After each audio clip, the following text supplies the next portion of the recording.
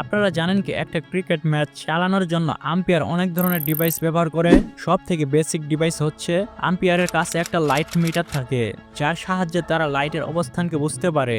যদি আম্পায়ার মনে করে লাইটের আলো কম আছে, খেলার পরিবেশ নিরাপদ না থাকলে তারা ম্যাচ বন্ধ করে দেয়। তারপর যে পরিমাণ আলো লাগে ওই পরিমাণ আলো মাঠে জ্বালিয়ে দেয় আর ম্যাচ শুরু করে। আরেকটি হচ্ছে আম্পায়ার কাউন্টার, যেটা দিয়ে আম্পায়ার ওভার, উইকেট এবং বলের গণনা করে। ধরো একটা উইকেট পড়লে আম্পায়ার উইকেট বাটনে চাপ দিয়ে শূন্য কাউন্টার থেকে একে নিয়ে আসে। বলের আকার এবং বলের সাইজ চেক করতে বল গেজ ব্যবহার করা হয়। এতে দুইটা জোড়া রিং থাকে।